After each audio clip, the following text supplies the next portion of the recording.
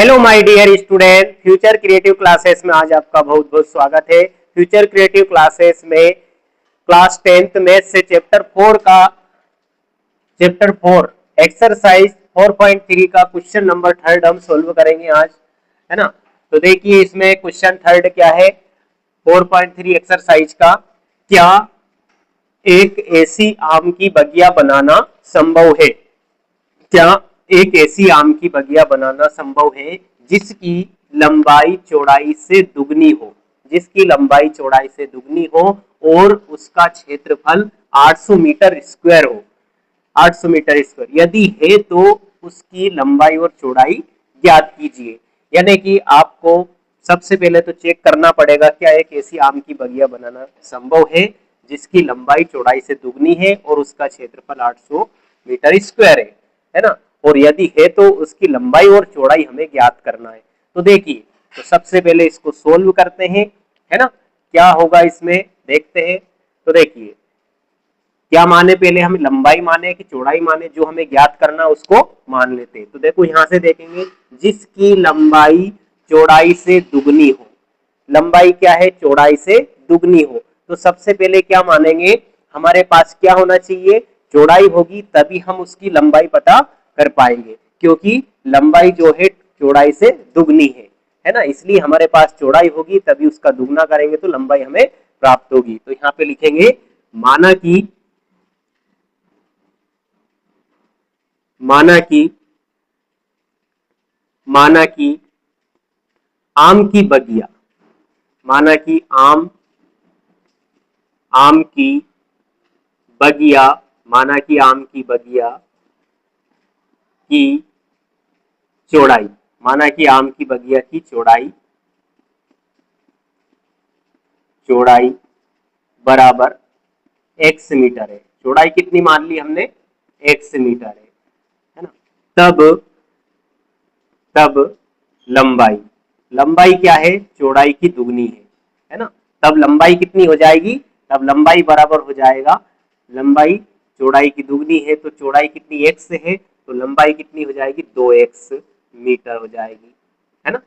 ये होगी। अब यहाँ पर क्या है, फिर उसके बाद क्या दे रखा है, उसका क्षेत्रफल, उसका मतलब आम की बगिया का क्षेत्रफल, है ना। तो यहाँ पे लिखेंगे चूंकि आम की बगिया का क्षेत्रफल, चूंकि आम की बगिया, अब आम की बगिया से मतलब क्या समझेंगे हम, कौन सी आकृति है, आयत है कि वर्ग है, आम की बगिया। अब देखो तो यहाँ से नाम से इस पते यानी कि लंबाई और चौड़ाई, लंबाई और चौड़ाई दे रखी है, इसका मतलब जिसमें लंबाई चौड़ाई होती है वो क्या होता है, आयत होता है ना। तो यहाँ पे इसका मतलब आम की बगिया किस आकार की है, आयत की है ना। तो आम की बगिया यानी कोष्टक में हम समझने के लिए क्या लिख देंगे, आयत, है ना। आम की बगिया यानी आयत का क्षेत्रफल, ये समझने के लिए लिखा हमने, है ना। तो क्षेत्रफल कितना हो जाएगा इसका, क्षेत्रफल बराबर 800 मीटर स्क्वायर दे रखा है ना। आम की बगिया का क्षेत्रफल दे रखा 800 मीटर स्क्वायर। अब यहाँ पर क्या है, आयत का क्षेत्रफल का फॉर्मूला हम जानते हैं, आयत का क्षेत्रफल क्या होता है, लंबाई इंटू चौड़ाई। तो यहाँ पे लिख देंगे लंबाई इंटू चौड़ाई। तो ये क्षेत्रफल का फॉर्मूला हमने लगा दिया, बराबर क्या हो जाएगा 800, ऐसा कैसे ही। लंबाई कितनी मानी हमने, लंबाई हमारे पास है 2x और चौड़ाई कितनी है x, तो यहाँ पे रख दिया हमने मान x, बराबर कितना हो जाएगा 800, है ना। अब इसका गुणा कर लेते हैं, कितना हो जाएगा ये, देखिए तो ये दो एक्स का गुणा x में करें तो कितना हो जाएगा 2x स्क्वायर। अब इस 800 के इधर पक्षांतर कर देंगे तो ये प्लस का है तो क्या हो जाएगा माइनस का 800 हो जाएगा, बराबर क्या बचेगा 0। अब देखो पूरे समीकरण में 2 का भाग जा रहा है तो 2 का भाग लगा देते हैं इसमें, है ना। तो x स्क्वायर बराबर यानी कि 2 एकम 2 तो एक्स स्क्वायर बचेगा, यहाँ 2 का भाग लगाएंगे तो 2 चूक 8, 0 ऐसी कैसी, है ना। और 0, 0 में 2 का भाग लगाएंगे यानी क्या किया हमने पूरे समीकरण में 2 से भाग, तो यहाँ पे लिख दिया हमने 2 से भाग देने पर, 2 से भाग देने पर, ये 2 से भाग देने पर, ठीक है। अब क्या है, हम इसको डायरेक्ट भी सोल्व कर सकते हैं, लेकिन क्या है यहाँ पर पहले बताना पड़ेगा हमें क्या एक ऐसी आम की बगिया बनाना संभव है? तो ये संभव है या नहीं, है ना, ऐसा हमें बताना पड़ेगा, इसका जवाब देना है। तो देखो, तो क्या करेंगे, सबसे पहले तो इसको समीकरण 1 दे देते हैं। अब समीकरण आम की बगिया बनाना संभव है, तो संभव कब होगा, यानी कि ये द्विघात समीकरण है ना, तो इसका अस्तित्व होना चाहिए। यहाँ पे मूलों का क्या होना चाहिए, अस्तित्व। तो मूलों का अस्तित्व कब होगा, जब बी स्क्वायर बड़ा है, बी स्क्वायर माइनस 4ac बड़ा है 0 से, और बी स्क्वायर माइनस 4ac बराबर 0, यानी कि विविक्त कर का मान बड़ा हो 0 से और विविक्त कर का मान बराबर हो 0 से। इन दोनों कंडीशन में क्या होता है, मूलों का अस्तित्व होता है, और मूलों का अस्तित्व होता होगा तो मतलब आम की बगिया बनाना संभव है। ठीक है, तो ये कंडीशन हम यहाँ पे चेक करते हैं। तो यहाँ पे लिखेंगे पहले इसमें, तो विविक्त कर का फॉर्मूला हमें निकाल मान चाहिए एबीसी का, तो यहाँ पे लिखेंगे समीकरण 1 की तुलना, समीकरण 1 की तुलना व्यापक समीकरण। तो व्यापक समीकरण क्या होता है इसका, व्यापक समीकरण, व्यापक समीकरण A X square plus B X plus C बराबर 0 से करने पर, है ना, तो इस समीकरण से हम इसकी तुलना करेंगे, से करने पर, तो व्यापक समीकरण से तुलना करेंगे समीकरण 1 की, तो व्यापक समीकरण से तुलना है कि ए एक्स स्क्वायर, है ना, A X square plus B X plus C बराबर 0, इस समीकरण से इसकी तुलना करेंगे हम, है ना। तो देखिए ये व्यापक समीकरण है, व्यापक समीकरण A X square plus B X plus C बराबर 0 से, है ना, तुलना करने पर, व्यापक समीकरण से करने पर। अब देखिए तो यहाँ पे क्या हो जाएगा, जिस प्रकार से यहाँ पे x का गुणांक एक्स स्क्वायर का गुणांक a है, उसी प्रकार यहाँ एक्स स्क्वायर का गुणांक क्या है, 1 है, मतलब एक्स स्क्वायर का गुणांक कुछ भी नहीं मतलब 1, तो क्या हो जाएगा, a बराबर हो जाएगा 1 हो जाएगा, है ना। जैसे यहाँ x का गुणांक b है, उसी प्रकार यहाँ x का गुणांक क्या है, तो इसमें x का गुणांक कुछ भी नहीं दे रहा था मतलब 1 है ना, तो सॉरी यहाँ x का गुणांक कुछ भी नहीं है मतलब 0 है, x का गुणांक एक्स स्क्वायर का गुणांक, लेकिन x का गुणांक नहीं है, इसका मतलब यहाँ पे हो जाएगा x का गुणांक क्या होता है b, तो b का मान हो जाएगा यहाँ पर 0 हो जाएगा। ठीक है, जैसे यहाँ अचर पद है उसी प्रकार यहाँ अचर पद क्या है, -400, यानी कि c बराबर क्या हो जाएगा, -400। अब क्या निकाल लेंगे, इसका विविक्त कर हम निकाल लेंगे, है ना, तो इसलिए विविक्त कर ज्ञात करेंगे, इसलिए विविक्त कर, विविक्त कर, तो विविक्त कर d बराबर क्या हो जाएगा, बी स्क्वायर माइनस 4ac, है ना। अब इसमें मान रख देते हैं, मान रखो इसमें b का मान क्या है 0, 0 रख दिया, इस पे स्क्वायर है तो स्क्वायर, है ना। अब यहाँ पे 4 इंटू ए का मान कितना है 1, 1 इंटू सी का मान कितना है माइनस का 400, तो ये 400 हो जाएगा, ये -400, है ना। अब देखिए तो ये आगे सोल्व करते हैं इसको, 0 का वर्ग कितना होगा 0, फिर इन सबका इंटू करना है तो पहले चिन्ह का इंटू करेंगे, तो माइनस का माइनस में गुणा होगा क्या हो जाएगा, प्लस हो जाएगा, है ना।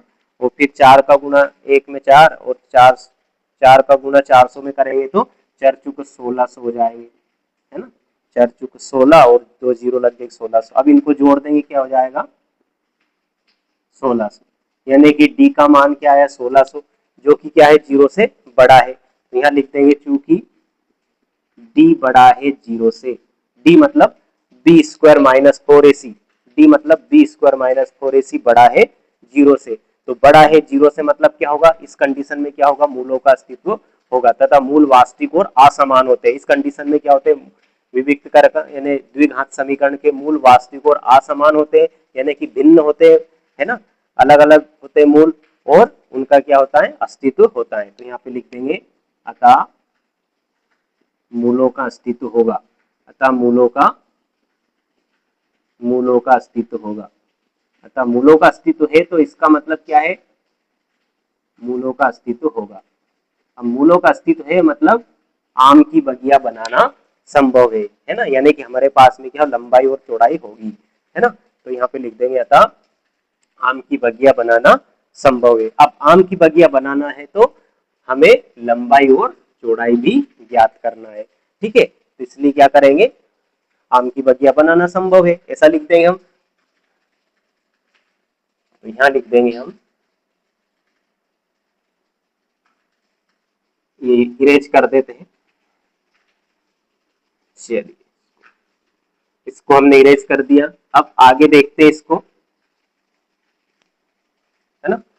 अब देखिए तो यहाँ पे लिख देंगे अतः आम की अतः आम की आम की बगिया अतः आम की बगिया बनाना संभव है। आम की बगिया बनाना संभव है, जैसा प्रश्न पूछ रहा है वैसा हमें जवाब देना है। अतः आम की बगिया बनाना संभव है।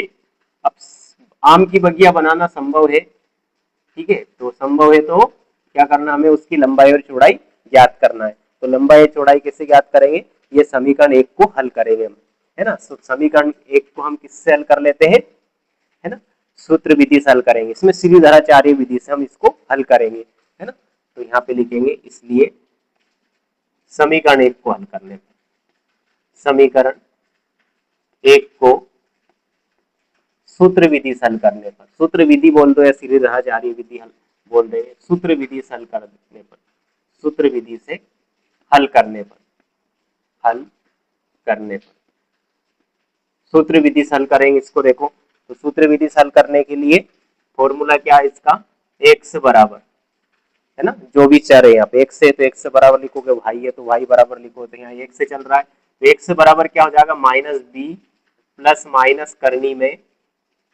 B square minus 4ac, B square minus 4ac बटे में क्या हो जाएगा 2a, है ना।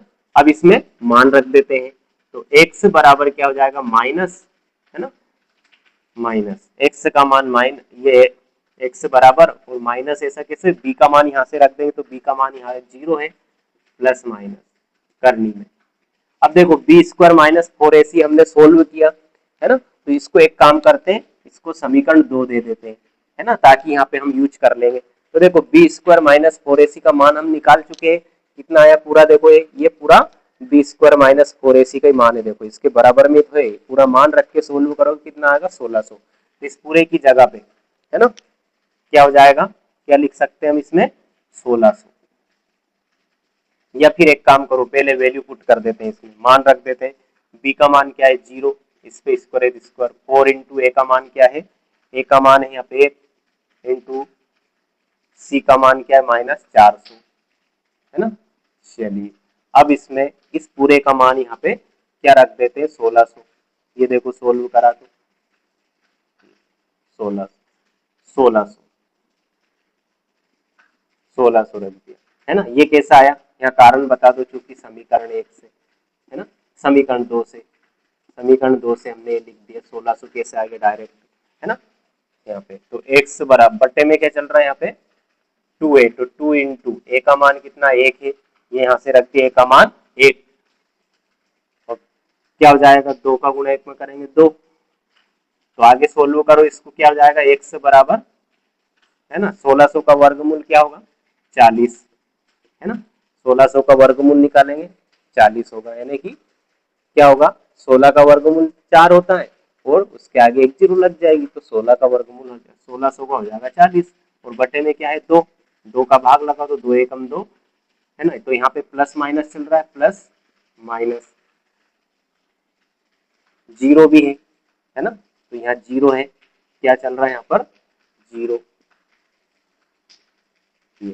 तो माइनस, जीरो हमेशा धनात्मक होता है, तो zero plus minus under root में 1600, और बटे में क्या हो जाएगा 2, है ना। तो यहाँ पे क्या चल रहा है प्लस माइनस। अब देखो यहाँ पे दो चिन्ह है, प्लस और माइनस, है ना। तो क्या हो जाएगा, तो यहाँ लिख देते हैं प्लस चिन्ह लेने पर, यहाँ लिख दो इसको, x बराबर क्या 0 plus minus under root 16 under root में, है ना। तो इसको सोल्व कर लिया हमने, कितना निकला, सोल्व करा तो 40, है ना। इसको सोल्व करा तो वर्गमूल निकाला तो 1600 का वर्गमूल निकालो तो 40 आया। इसको अब इसमें क्या करेंगे, दो चिन्ह प्लस और माइनस, एक बार प्लस चिन्ह लेंगे और एक बार माइनस चिन्ह लेंगे। तो यहाँ पे लिखेंगे प्लस चिन्ह लेने पर, तो प्लस चिन्ह लेने पर क्या होगा, प्लस चिन्ह लेने पर, है ना, तो x बराबर, तो यहाँ पे क्या हो जाएगा 0 प्लस 40 बटे में 2, तो कितना हो जाएगा 40 बटे में 2, 2 का भाग लगाएं कितना हो जाएगा 20, है ना, ये हो जाएगा। अब देखिए और आगे देखते हैं इसको,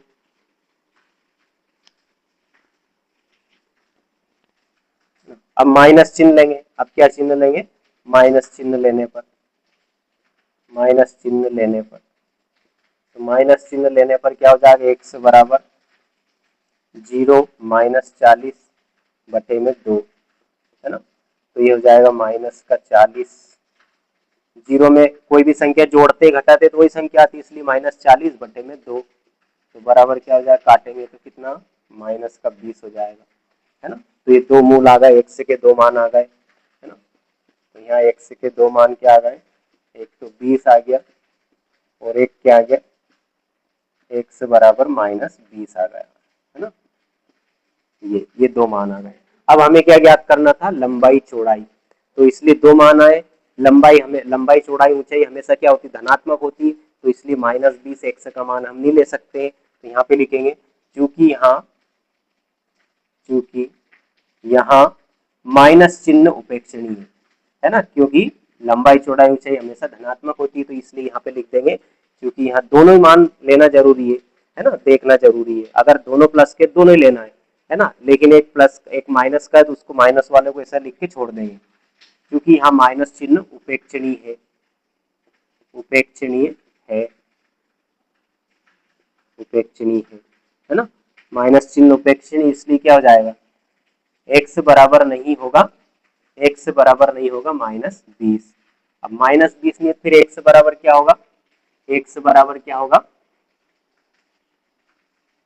है ना, x बराबर होगा जो प्लस का आया वो, x बराबर होगा 20, अब 20 कहाँ रख देंगे, लंबाई चौड़ाई ऊंचाई जो आपने मानी है उसमें रख देंगे ये मान, है ना। तो देखिए तो यहाँ पे लिख देंगे अतः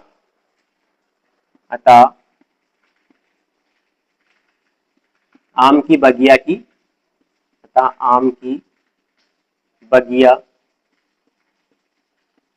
की लंबाई, आम की बगिया की लंबाई क्या मानी थी हमने, आम की बगिया की लंबाई बराबर थी 2x, है ना, 2x, तो 2 इंटू एक्स का मान कितना आया 20, तो कितना हो जाएगा बराबर 20 दूर 40 मीटर, तथा चौड़ाई क्या हो जाएगी, तथा चौड़ाई, तो चौड़ाई क्या मानी थी हमने x, है ना, तो चौड़ाई x मानी थी, चौड़ाई बराबर हो जाएगा, है ना, चौड़ाई कितनी मानी थी x, है ना, तो x का मान कितना 20, तो 20 मीटर, है ना। तो देखो लंबाई की दुगनी है चौड़ाई, लंबाई मतलब चौड़ाई लंबाई चौड़ाई की दुगनी है, तो देखो चौड़ाई का दुगना है 20 दूनी 40, है ना, इसका मतलब हमारा आंसर सही है।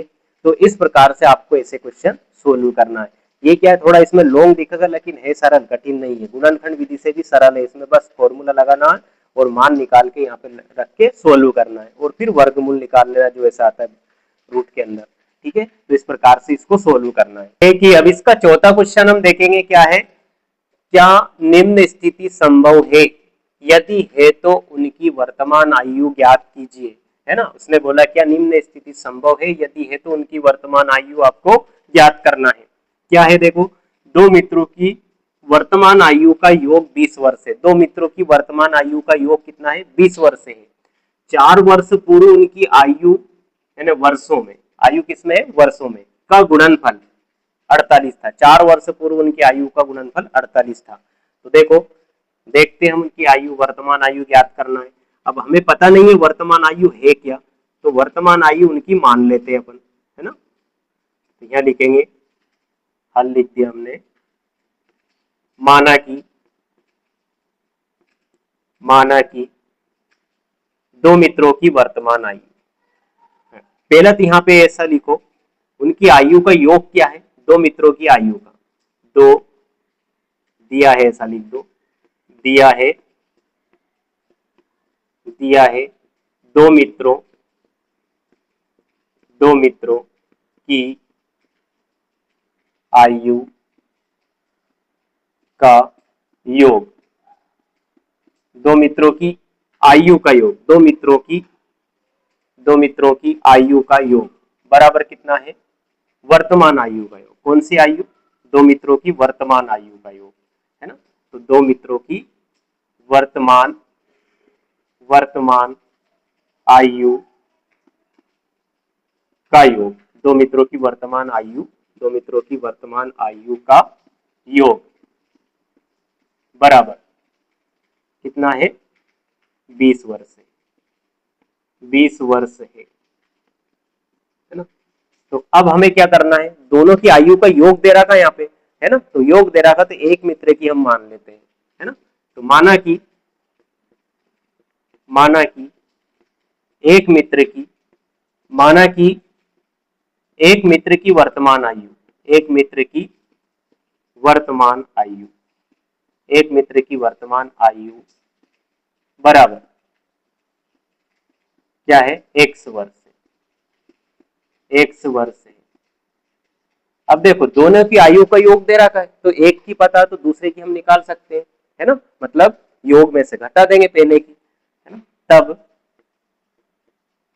तब दूसरे की वर्तमान आयु, तब दूसरे मित्र की वर्तमान आयु, क्या हो जाएगा, दूसरे मित्र की वर्तमान आयु। तो दूसरे मित्र की वर्तमान आयु बराबर कितना हो जाएगा, दूसरे मित्र की वर्तमान आयु, है ना। तो योग में से हम पहले मित्र की घटा देंगे तो दूसरे मित्र की निकल जाएगा ये। अब यहां पर क्या बोला उसने, 4 वर्ष पूर्व उनकी आयु का गुणनफल, तो ये तो वर्तमान है, तो 4 वर्ष पूर्व की आयु निकालेंगे हम दोनों की, है ना। तो इसलिए 4 वर्ष पूर्व, 4 वर्ष पूर्व एक मित्र की आयु,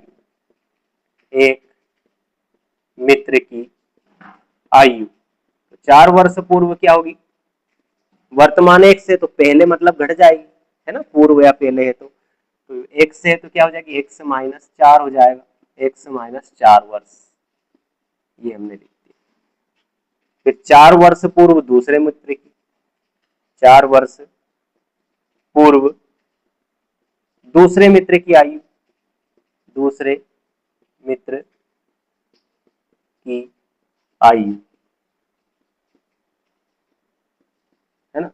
तो देखो ये है 20 माइनस एक्स, फिर इसमें 4 माइनस हो जाएगा, है ना। तो 4 माइनस कर देते हैं क्योंकि पूर्व दे रखा है, पूर्व या पहले, है ना। तो उसमें माइनस करना, बाद या पश्चात दे रखे तो उसमें जोड़ना है। तो देखो ये प्लस का और ये माइनस का घट जाएगा तो कितना हो जाएगा यहाँ पर 16, 20 में 4 गए तो 16 और माइनस एक्स वर्ष, ठीक है, ये होगा। अब क्या करेंगे हम, देखो अब प्रश्न अनुसार लिखेंगे यहाँ पे, 4 वर्ष पूर्व उनकी आयु का गुणनफल, प्रश्न अनुसार क्या पूछा है, देखो प्रश्न में ऊपर 4 वर्ष पूर्व उनकी आयु का गुणनफल 48 था, तो 48 था मतलब गुणा कर देते इनका, तो x minus 4 into 16 minus x बराबर कितना था 48, मतलब 4 वर्ष पूर्व की आयु का गुणा करेंगे तो 48 आएगा। अब इनका गुणा कर देते हैं, है ना, x का गुणा 16 में करेंगे कितना आ जाएगा 16x, और x का गुणा माइनस x में करेंगे तो माइनस का x स्क्वायर हो जाएगा, है ना, x का गुणा माइनस है x स्क्वायर हो जाएगा। फिर 4 का प्लस का माइनस है, माइनस 4 का 16 में करेंगे 16 चुके 64 हो जाएगा, 16 चुके 64, और माइनस का माइनस है प्लस 4 का x में करेंगे 4x, है ना। अब इन सबको एक तरफ पक्षांतर कर लेते, तो देखिए चलो अभी ऐसा कैसे रहने देते हैं, 48 ऐसा कैसा। अब इस सबको देखो यहाँ पर क्या है, x माइनस का है ना, तो एक्स स्क्वायर माइनस का है, तो एक्स स्क्वायर धनात्मक होना चाहिए, तो इसको धनात्मक बनाने के लिए माइनस से गुना करना पड़ेगा। तो एक काम करते हैं, इस 48 को इधर लाने की बजाय इन सबको 48 के पास पहुंचा देते हैं, तो इनके चिन्ह बदल जाएगा, ये भी प्लस का हो जाएगा, है ना। तो देखिए, तो एक्स स्क्वायर को हम 48 के पास लाए, इधर लाए, मतलब तो ये माइनस है तो प्लस का हो गया, है ना। साइड में इधर ही लिखेंगे लेकिन बदल के, है ना, पक्षांतर करने पर चिन्ह बदल जाता है। फिर उसके बाद में देखिए ये क्या हो जाएगा, पहले इसको सोल्व कर लो, ये पहले तो, है ना, ये 16, तो जिसकी घात बड़ी वो पहले, है ना, तो क्या हो जाएगा, ये माइनस का एक्स स्क्वायर एक ही बार है, जिसकी घात समान है उसको उसी में जोड़ेंगे घटाएंगे। चलिए अब यहाँ देखो, ये प्लस का 4x, ये प्लस का कितना है 16, तो 4 और 16 कितने हो जाएंगे 20x हो जाएगा, और ये माइनस का 64 ऐसा कैसे, 48 को इधर ले आओ, चलो 48 को ले आते हैं ना, तो ये प्लस का है तो क्या हो जाएगा माइनस का हो जाएगा, पक्षांतर करने पर चिन्ह बदल जाएगा, ठीक है। अब क्या करेंगे, ये माइनस का एक्स स्क्वायर, ये प्लस का 20x, ऐसा कैसे, माइनस माइनस जुड़ जाते हैं लेकिन चिन्ह माइनस का आएगा, है ना। 8 4 12 की 2 हासिल 1, 7 इसमें एक जोड़ दिया, 7 4 11, है ना, तो कितना हो गया 112 हो गया, है ना, बराबर 0, है ना। 8 4 12 2 हासिल है क्या, एक इसमें 7 और 7 4 11, मतलब 112 हो गया। अब देखो यहाँ पे क्या है, ये माइनस का आ रहा है, तो इसलिए क्या करेंगे, माइनस से दोनों पक्षों में गुणा कर देते पूरे समीकरण में, मतलब माइनस से गुणा करेंगे तो माइनस का माइनस में गुणा प्लस हो जाएगा, माइनस का प्लस में गुणा माइनस का 20 हो जाएगा 20x, और माइनस का माइनस में प्लस प्लस हो जाएगा तो 112, है ना, और बराबर 0, माइनस का प्लस में तो माइनस, है ना, और 0 हमेशा धनात्मक होता है, इसलिए 0 के आगे माइनस लगाने से कोई मतलब नहीं है ना, इसलिए यहाँ 0 हमेशा धनात्मक हो, यहाँ माइनस आ गया लेकिन हमने प्लस ही लगाया। अब देखिए, तो माइनस से गुणा कर दिया, मतलब ये माइनस कहाँ गया, दोनों पूरे समीकरण में माइनस से गुणा कर दिया, ठीक है। अब ये जो समीकरण आया इसको समीकरण 1 दे देंगे, और हमें क्या करना है, क्या निम्न स्थिति संभव है, तो संभव कब होगी, जब मूलों का अस्तित्व होगा, द्विघात समीकरण है, द्विघात समीकरण में मूलों का अस्तित्व होगा, तभी जो कंडीशन है वो, मतलब जो स्थिति वो संभव होगी बनाना, है ना। तो यहाँ पर क्या होगी, अब इसमें स्थिति क्या है, संभव बताने के लिए तो क्या होना चाहिए, अस्तित्व होना चाहिए, अस्तित्व होने के लिए हमें क्या निकालना पड़ेगा, विविक्त कर, है ना। तो समीकरण 1 को सोल्व करो, इसके तुलना करेंगे, तो यहाँ पे लिखेंगे समीकरण 1 की तुलना व्यापक समीकरण सॉरी, हाँ, समीकरण 1 की तुलना व्यापक समीकरण ax स्क्वायर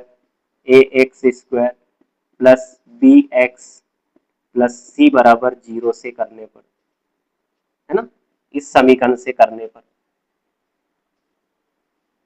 है ना। तो देखिए, तो इससे इसकी तुलना करेंगे, तो देखो एक्स स्क्वायर का गुणांक ये है, तो यहाँ एक्स स्क्वायर गुणांक क्या है, कुछ भी नहीं, मतलब 1, तो ये बराबर 1 हो जाएगा। जैसे यहाँ x का गुणांक b, इसी प्रकार यहाँ x गुणांक क्या -20 हो जाएगा, है ना। तो x बराबर हो जाएगा, यानी b बराबर हो जाएगा माइनस का 20 हो जाएगा, है ना। जैसे यहाँ c है उसी प्रकार यहाँ क्या है 112, तो c बराबर हो जाएगा 112 हो जाएगा, है ना। अब क्या करेंगे, अब यहाँ इस क्या क्या निकालोगे, विविक्त कर, है ना, इसलिए विविक्त कर निकालो, इसका विविक्त कर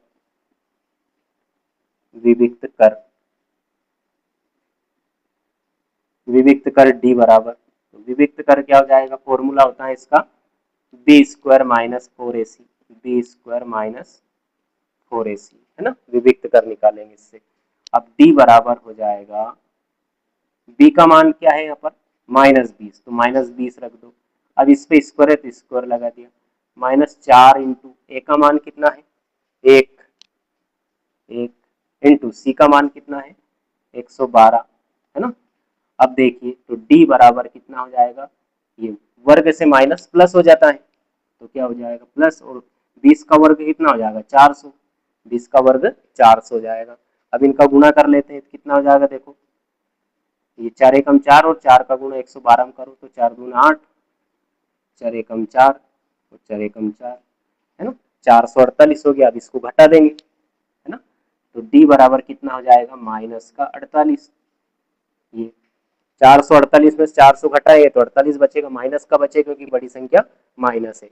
अब माइनस, जब डी का मान माइनस आता, माइनस में आता है क्या होता है, इसका मतलब डी छोटा है, यानी बी स्क्वायर माइनस 4ac छोटा है जीरो से, है ना, तो जीरो से छोटा है मतलब मूलों का अस्तित्व नहीं होगा। अब मूलों का अस्तित्व नहीं है तो मतलब ये बनाना संभव नहीं है ना, ये स्थिति संभव नहीं है। तो यहाँ पे लिख देंगे क्योंकि डी छोटा है जीरो से, मतलब बी स्क्वायर, डी मतलब बी स्क्वायर माइनस 4ac, यानी विविक्त कर का मान जीरो से छोटा है ना, तो यहाँ पे क्या होगा, अतः मूलों का अस्तित्व नहीं होगा। इसलिए मूलों का अस्तित्व नहीं होगा। अब मूलों का अस्तित्व नहीं होगा तो मतलब निम्न स्थिति संभव नहीं होगी, अतः मूलों का अस्तित्व नहीं होगा, अतः मूलों का अस्तित्व नहीं होगा, अतः मूलों का अस्तित्व नहीं होगा।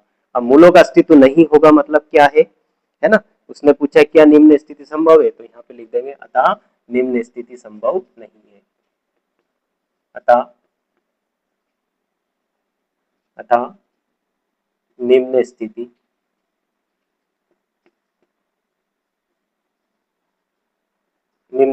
संभव नहीं है, ऐसा लिख देंगे, संभव नहीं, निम्न स्थिति संभव नहीं, मतलब उनकी जो वर्तमान आयु ज्ञात करना संभव नहीं है ना, इस स्थिति के अनुसार। ठीक है, तो ये क्या हो जाएगा, इसका आंसर हो जाएगा। तो इस प्रकार से हमें सोल्व करना है, तो इन क्वेश्चनों को इस प्रकार से बताना है। और ये चैप्टर, इसका एक क्वेश्चन और बचा है, वो अगले वीडियो हम देखेंगे, है ना, तो अच्छे से इनकी अच्छे से प्रैक्टिस कीजिए। Okay my dear student.